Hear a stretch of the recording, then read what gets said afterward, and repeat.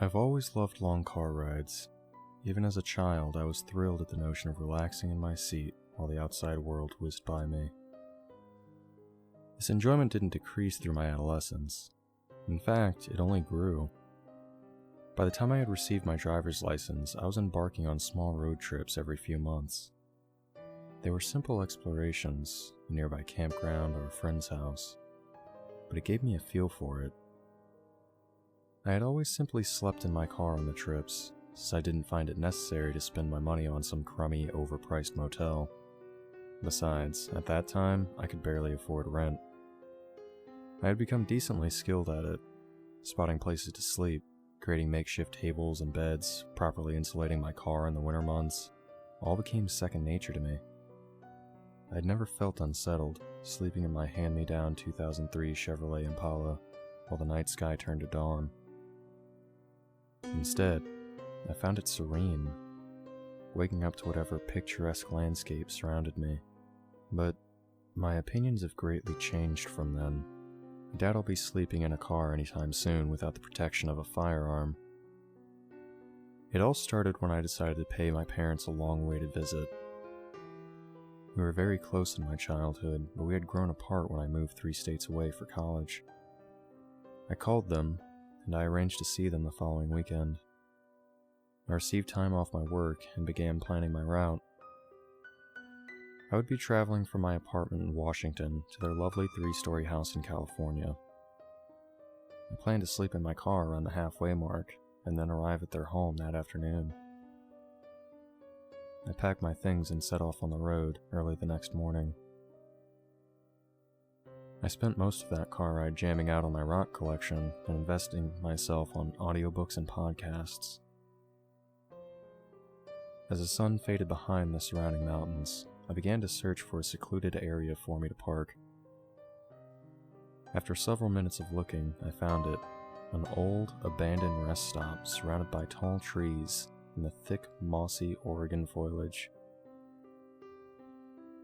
I pulled into the parking lot and stopped my car. I put my back seats down and created a makeshift bed out of my sleeping bag, a few blankets, and several pillows. I quickly fell off into slumber. I woke at dawn and returned my back seat to its normal state. I got an early start as planned. Besides a little traffic, the rest of that car ride went off without a hitch. That afternoon, I arrived at my parents' house, where they were excitedly waiting for me. We spent the weekend catching up, drinking on the deck, and swimming in their luxurious pool. It was quite nice to get to see them again after such a long time away. The whole experience was memorable and wonderful. However, I wouldn't be writing this if that's all that happened. The morning came which I would leave, and we said our goodbyes. Navigating out of their city was a bit of a chore, but soon it was me in the open road. Night seemed to creep up on me much quicker. Before I could realize, I was surrounded by darkness. The tall, looming trees and thick bushes appeared much more sinister than before. They took on the appearance of thin, crooked arms reaching out to grab me. I tried to spot a place to park, but the road seemed to go on endlessly. I became a bit unnerved, all alone in the darkness.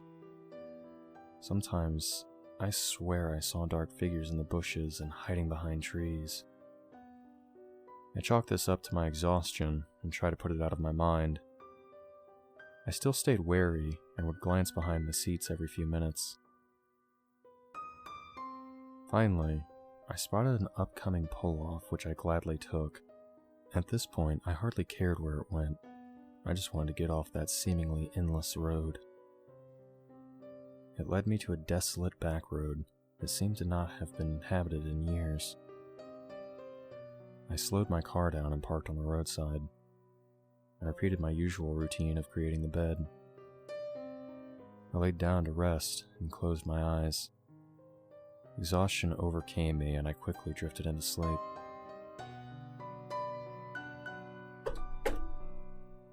A loud banging swiftly awakened me. I cautiously raised my head up. "Hello? Is anyone there?"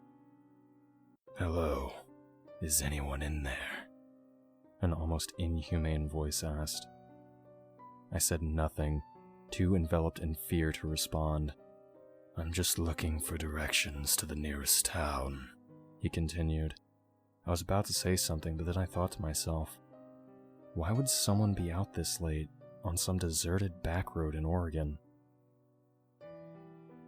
"I was hiking with my friends and... well, they're gone now." He spoke with an ominous chuckle. "Can you just open the door so we speak face to face?" Something deep inside me told me not to answer. In fear, I pulled my covers over my head. He then began to pound on the door, shrieking incoherently. This continued for several minutes before stopping abruptly. I breathed a sigh of relief. This victory was short-lived, for then the scratching started. Thick, ear-piercing scratching filled my ears. This continued for God knows how long, because I somehow fell back to sleep through the horrific sounds. I awoke several hours later, in a sweaty mess of fright.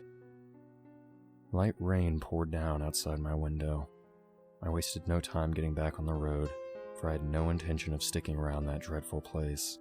I got my bearings together and felt relaxed after I had driven hours away. I was, till I pulled in a gas station. I stepped onto the pavement and breathed in the fresh air. It was very comforting to have other normal people around me. I was close to accepting the fact that I had likely imagined the events of the previous night. I peered down in my outside car door and froze. There, carved into the metal surface, were several thick, deep gashes. I promptly hurried out of the store and into my car and rode back to my apartment without stopping. This has been haunting me ever since I arrived back home. Paranoia has taken over me. All my blinds are closed, and I have at least one weapon on me at all times. I've researched possible scientific explanations, but this has yielded little result. I'm scared to leave my apartment complex, although I desperately need human interaction. I want to inform the police, but I already know my story would not be believed. Whatever lurks in the back roads of Oregon is still a mystery. I don't know what came to me that night. Neither do I know why it did. All I know for sure is that you should never sleep in your car at night.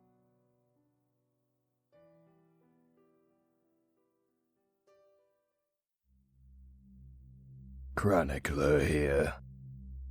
We here at Creepy Spaghet would like to thank DeadEndDoorway for allowing us to tell their story. If you've enjoyed this story, be sure to check them out in the description and subscribe to hear other stories like this one. If you're interested in having your stories narrated, be sure to reach out to our humble overseer as he continues his journey to pull the darkest stories from the infinite depths of the internet. Until next time, fiends, and remember, we are darkness.